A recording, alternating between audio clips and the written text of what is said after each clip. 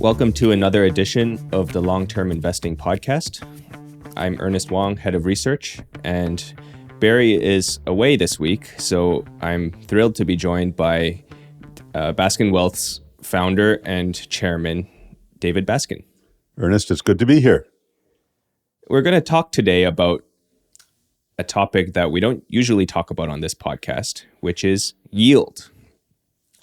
Clearly, the role of yield in portfolios has changed a lot over the last decades. We went from super high interest rates when you were beginning your career to near zero rates since the 2009 period, and then now we're at about 4 or 5%. How has the role of fixed income in portfolios changed over your career? Well, when I started off in the banking business in 1980, it was just the time when interest rates spiked. And I remember very clearly selling Canada savings bonds, which our older viewers will remember, at 19.5% during 1981. And I think at that time, 10-year Canada bonds got up to around 13%. Getting a 13% nominal yield sounded pretty good, but inflation was also running at 13%, so the real yield was very low. But nonetheless, it seemed like an attractive alternative, and as a result, the equity markets did very poorly during that period. We then entered into really what amounted to a 40-year bull market for bonds, in which bond yields went from that 13% down to pretty much zero. And if you were invested during bonds in that period, not only did you make the coupon, but you made, of course, a capital gain because the value of bonds goes up as interest rates go down. So that was the sort of golden era for bond investors. And that's when Bill Gross at PIMCO made his reputation and a fortune for his investors. Right. Now, I remember when I was in first year university, I was taking finance course, and I thought it was the most unfair thing that when rates go down, you get to keep your high coupon and you get a capital gain. it may seem unfair if you don't own the bond, but if you owned the bond, it was great. So that was the great period. And then we had this really anomalous situation after the great financial crisis in which interest rates went down to zero and in fact went negative in most of Europe for a couple year periods. And of course, it always struck me as crazy that somebody would own a bond with a negative yield. And I remember very well the government of Austria managed to sell 100-year bonds with a zero coupon. I thought, why are people doing that? I still don't quite understand it, to tell you the truth. But that has now reversed, and we're now in a period in which interest rates went up, and bond investors, of course, had a very bad few years. I think during 2022, bond investors lost anywhere from 7 to 14%, depending on the duration of their portfolios. So it was kind of a disaster. The thing we have to remember is there are some investors who have to take money out of their portfolio, either because it's mandated by law. If they're in a registered retirement income fund, for example, they have to take out at least 5% per year, and as they get older, they might have to take out 10, 15, or 20%. Well, nobody wants to sell stocks in 2022 when the market is getting killed. So if you're an 80-year-old person and you have to take out 10% because it's required by law, it's much better if you're getting dividends and you don't have to sell a lot of stocks. And there are people who rely on their portfolios for their lifestyle. Either they're paying rent or their lifestyle expenses. And again, if you're getting dividend yield or bond yield, you don't have to sell stuff at a time when it's uncomfortable to sell because the market is down. So as portfolio managers, we have a variety of clients, as you know, everything from newborn children for whom we establish registered educational savings plans, and we've got a long horizon for them, at least 18 years before they go to university, tax-free savings accounts for young people that might have a 50-year time horizon before they take out money. And then at the other end of the spectrum, people over 70 who are taking money out. So our job is, of course, to tailor our portfolios to make sure that each client has what they need to do what they need as time goes on. So obviously we have different, as you pointed out very clearly, we have different clients that have different objectives. Some need a lot of liquidity, some need to live off the income, others just want to grow their portfolio for the future. But how has the role of fixed income played in portfolios throughout the various interest rate environments at Baskin? Well, when we started Baskin, which is now 25 years ago, we sort of bought into the 60-40 idea, 60% equities, 40% fixed income. That was the wisdom at that time. It was thought to provide the optimum mix between growth potential and lower volatility. And it worked pretty well at that time. Probably 25 years ago when we got into the business, bonds were reliably paying 4 or 5%.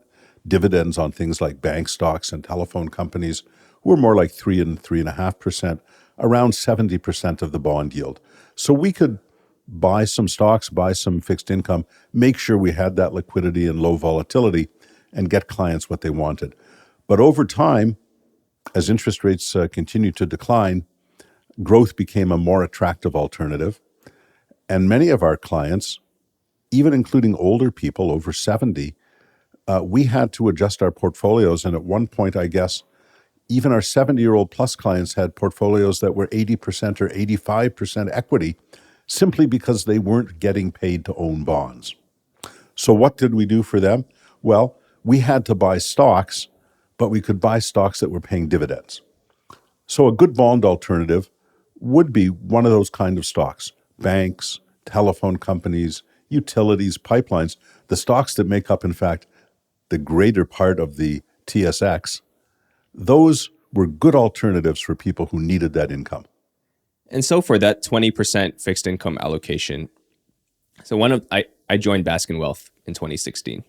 And in every portfolio management meeting that I remember since that time, we've always been saying we should maintain short duration, which means that we only want to own short bonds. We don't want to extend and buy 10, 20-year bonds. Is that just a product of the time that we were in, or has that always been the case? Well, so when you buy long duration, the longer the duration, the more volatility you're buying. Right. And the more potential for loss if somebody has to sell.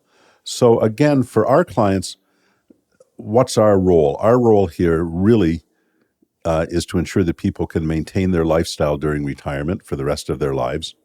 And nobody is paying us to be a hero. Nobody wants us to gamble on bond durations and buy a 100-year bond on the assumption that rates will come down and they'll make a huge capital gain. If we're looking for capital gains, we're going to buy growth stocks. Right. It turns out that forecasting interest rates is really, really hard, and nobody's very good at it. And certainly we're not that good at it. It's possible that we should have been longer duration going into the period when interest rates started to increase. But on the other hand, it saved our clients in 2022. Right. And nobody's going to tell you when rates are going to go up, as we just learned in 22. Absolutely. Absolutely. So bonds for us, I view them as kind of like a shock absorber in a car. We know the stock market is going to go up and down. That's what stock markets do. What we would like our bonds to do is be a stable source of value and income, that if you need to liquidate, you can sell a bond and you know you'll get most of your money back, even in 2022, and you'll get the coupon, which will provide that liquidity and income that you might need for other stuff. And given now that we're in a slightly higher interest rate period relative to what we were in from the post-09 period, do you think that there is a greater role for fixed income going forward relative to equities again? Well, certainly, when you can buy a risk-free 5%, and we have clients who are buying guaranteed income certificates at 5%. Right. For them, that idea is very attractive.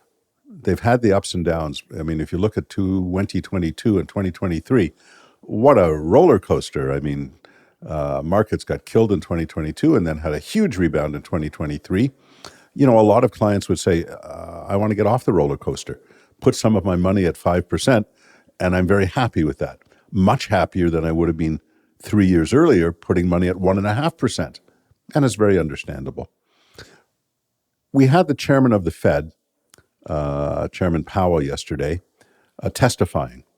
And what he said, if you read between the lines, is that the battle against inflation has largely been won. The fight is over, and it's probably time for interest rates to come down. How much should they come down? Well, economists talk about the risk-free return. So the risk-free return means buying a security like one issued by a government that you know you're going to get your money back. There's no risk of default. And how much should that pay over inflation? Well, right now, the 2-year U.S. Treasury is paying probably around 2.25%, even 2.5% more than inflation. Historically, that's pretty high. And if we think inflation's going down, and it's pretty clear that it is, then probably that risk-free return means that the 2-year Treasury is going to go down. Now, I just said you can't predict interest rates. And I'm absolutely, we don't know what's going to happen next. There's lots of things that could change inflation. If Donald Trump gets elected president and puts huge tariffs on everything coming in from China, that's inflationary. We don't know. But if we think the risk-free return is going to go down a little bit and inflation is going to go down a little bit, bonds will go down a little bit. And right now we have an environment in which yield-paying stocks are trading at a tremendous discount to their historical value.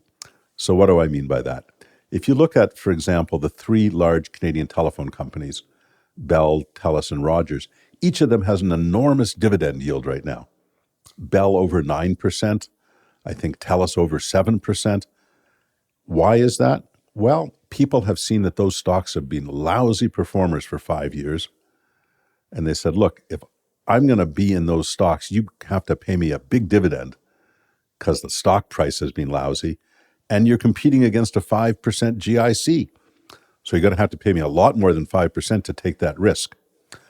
But if that GIC goes down to 3%, then the yield on those stocks doesn't have to be as high anymore. And of course, when the yield goes down, that means the price goes up.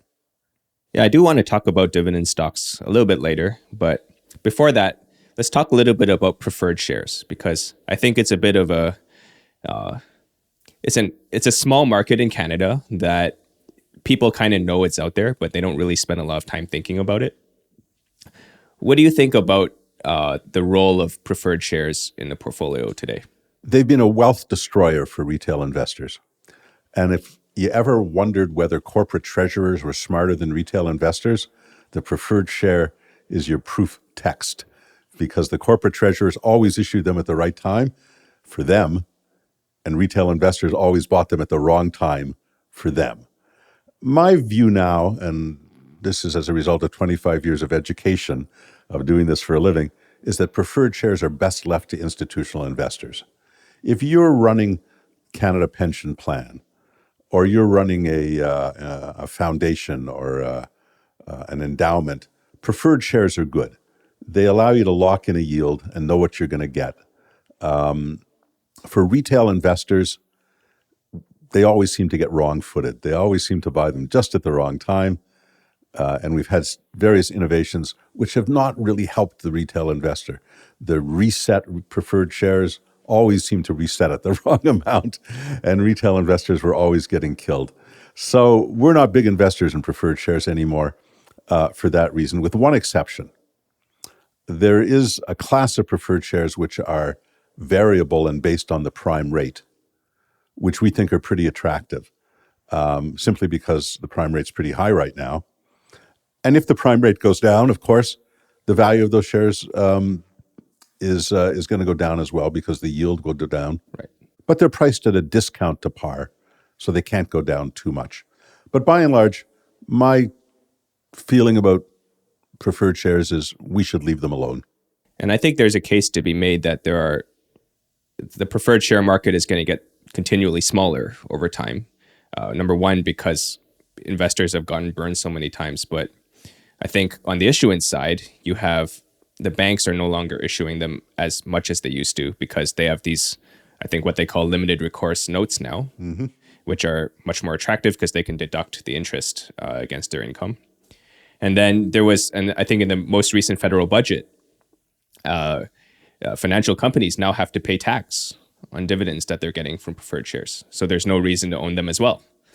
Yeah. So I think is it a dying market? It's certainly a decreasing market. And as liquidity goes down, they become less attractive even for institutions. And I think the best advice we can give is leave them alone. Right. So let's go back to dividend stocks.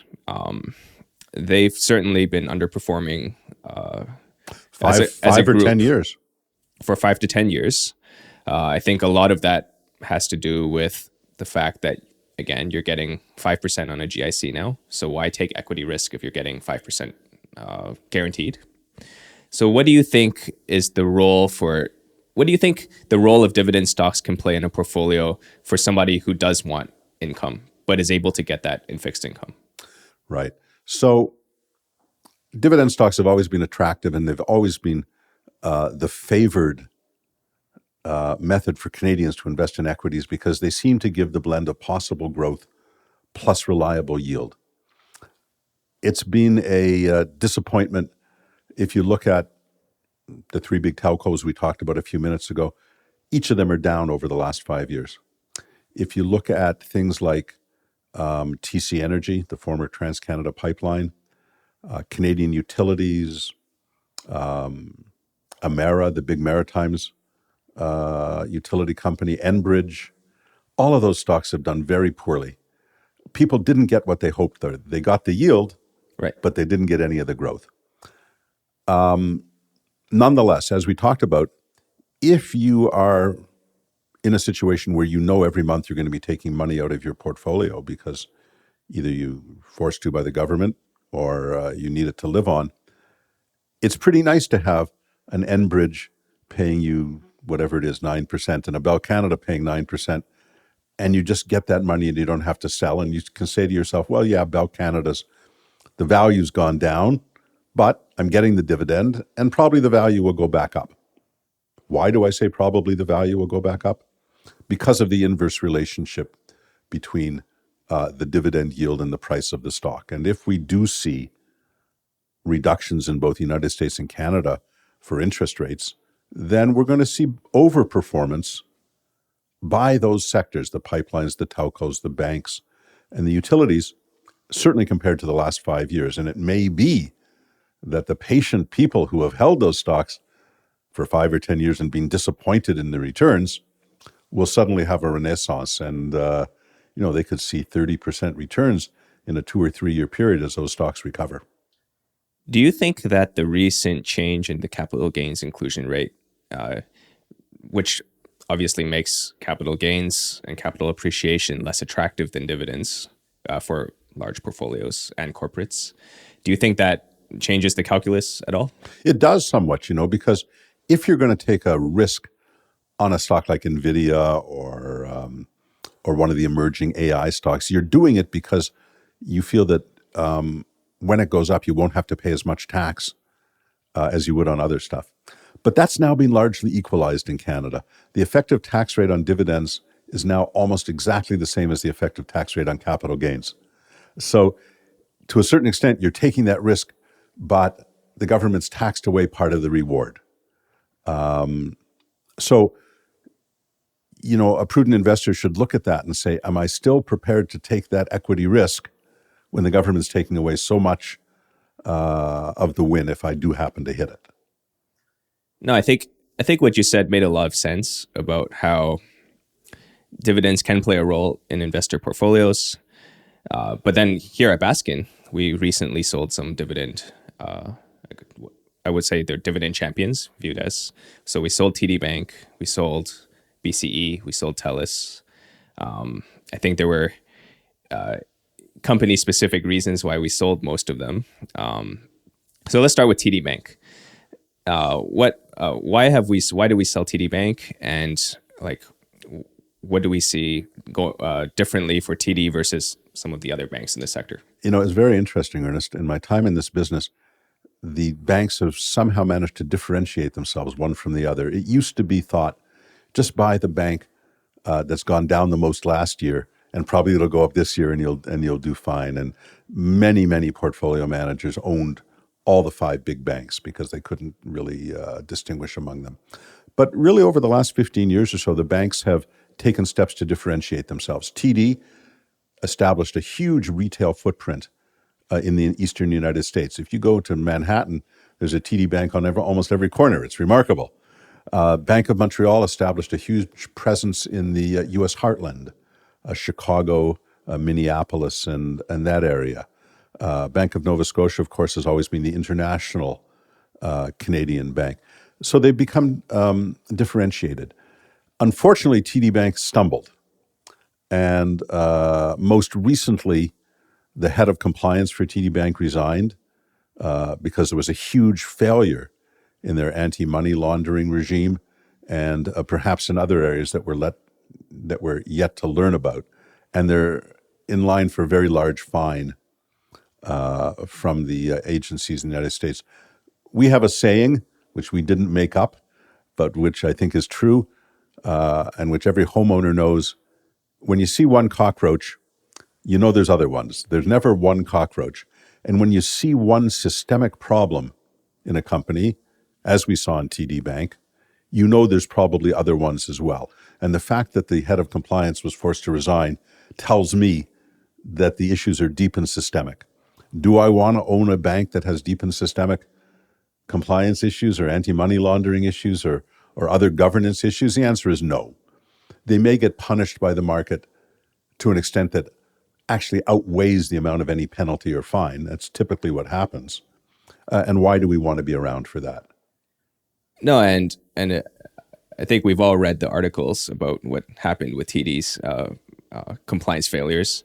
How does that happen for a bank for such a large bank like TD Bank? They're staffed by humans.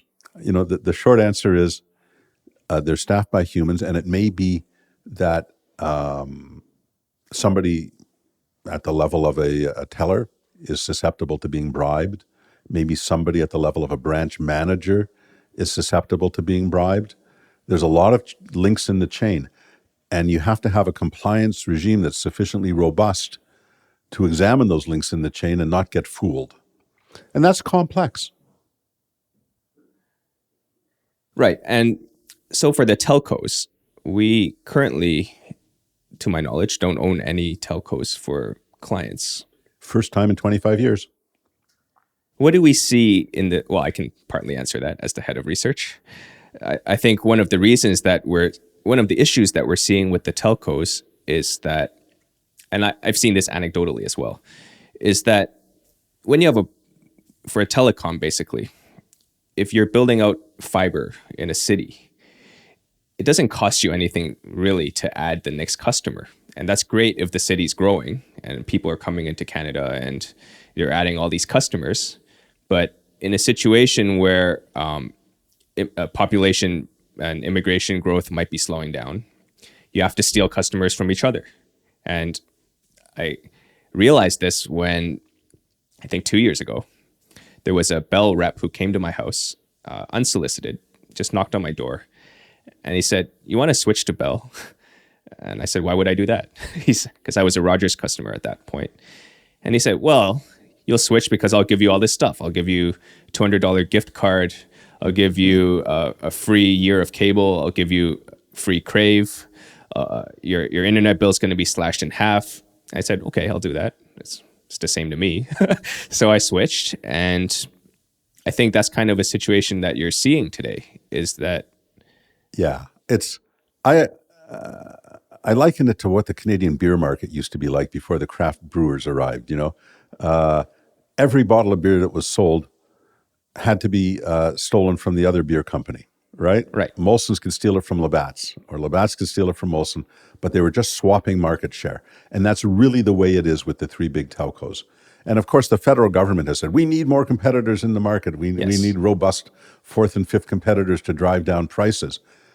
But driving down prices is not great for shareholders. It's great for people who are consuming telephone or internet, but not good for the companies. And you're absolutely right. It's a market share fight, and it's driving down margins relentlessly. And if a fourth viable competitor arrives, or God forbid, for the telephone companies, if a conservative government says, let's open the market to T-Mobile Yes. or AT&T, let's get some robust American competitors in here and drive cell phone costs down to what they pay in the United States, that's a disaster for the three incumbents. Right. And what's kind of ironic is that Rogers bought Shaw Communications, so they have their national footprint. But I think they inadvertently might have created the fourth national wireless player in Quebecor because they had to sell Freedom Mobile to Quebecor. Yeah. So again, the market is a mature market. It can grow a little bit, but there's nobody who doesn't have a cell phone. There's nobody who doesn't have internet at this point. So it's just cannibalizing. And this, your experience, which I think is typical of people, I get robocalls from Rogers on my cell phone 2 or 3 times a week. They're going to come in and they're going to beat my Bell bill by $50, and then Bell's going to knock at my door and beat that by $50, and they're just taking margin down for the whole industry. So for us, why would we want to do that? So, well, we're not owning TD. We're not owning the telcos. So in terms of dividend income, I think the place that we are finding value is infrastructure. So, which like companies like Pembina Pipeline, companies like Kira, and we've been increasing allocations to these companies. Yeah, it's hard to find great income plays. Now, first of all, some of the banks are still, Right. in our view, absolutely worth owning. Our key bank holding has been National Bank, I think, for at least 10 years, maybe 15, because we felt that their geography was better than the other banks, Right. Less competitive in Quebec, lower housing costs, and so forth. We think their recent acquisition of Canadian Western Bank is going to be accretive to earnings, although the market hasn't said so yet. We own Royal Bank, and we think its strategy has been pretty good. And they're dividend payers. You're absolutely correct about the midstream oil infrastructure companies like Keyera and Pembina, which provide an absolutely vital service, which are hard to compete with because their invested capital is so large that trying to start up a competitor is enormously expensive. Yeah, to that point, I was listening to a podcast with the CEO of Coastal GasLink. No, sorry, not Coastal GasLink, the Trans Mountain expansion. And she was talking about every time they found a nest, they had to call in a team to come in and move the nest out of the way. Every time they found an artifact, they had to call in archaeologists to come in and examine it to make sure that they're not, like offending anybody. And so I think these are the right things to do, but it really shows the cost of and the scale required to complete these projects. Ernest, if somebody tried to build a Trans-Canada railway today, we'd still be driving covered wagons to Alberta because you just couldn't do it. I mean, Right. It just becomes impossible. So the companies that do have a big infrastructure in place have an enormous incumbency advantage over any newcomers. And I think this is one of the things that people don't really recognize in companies like Enbridge and Emera and TC Energy. The value of having the pipeline already there, Right. that you don't have to build it again. So we are finding yield in those kind of situations. And we do have 1 or 2 real estate investment trusts, Right. not very many. That was a sector that got really hammered during COVID. And of course, we're seeing this work from home revolution that's hollowing out commercial buildings in downtown cores. So you have to be careful about what real estate investment trust you own, but there's still some value there as well. Well, that's an interesting sector because almost all of them that I look at, whether they're good or bad quality, depend, and it doesn't matter if they're industrial or residential or commercial, they're all trading at discounts to reported NAVs, which don't seem ridiculously aggressive to me. And if you want to invest in real estate, like I think it makes a lot more sense for you to buy these REITs instead of private REITs, which are trading at net asset value, or a physical piece of real estate. So, investors are interesting and often move in herds. And when a sector is unpopular, generally it becomes unduly unpopular. The pendulum swings too far towards pessimism. And that's when smart investors find opportunities. Being a value investor means buying the REITs when everybody hates them. It means buying, a sector that you see has potential, but which has, for whatever reason, fallen into huge disfavor. And I think that's how you make money. If everybody in the world is crowded into artificial intelligence, it's hard for you to have an edge. Now, that being said, NVIDIA's up 10 days in a row or something like that. It's great. But maybe you should be looking at other ways to diversify and find value in sectors that everybody hates. That's great. Well, I think we're out of time. Great seeing you. And we'll be back next week for another episode. Barry will be more tanned and ready to talk. Great. Thanks very much, Ernest. Thank you.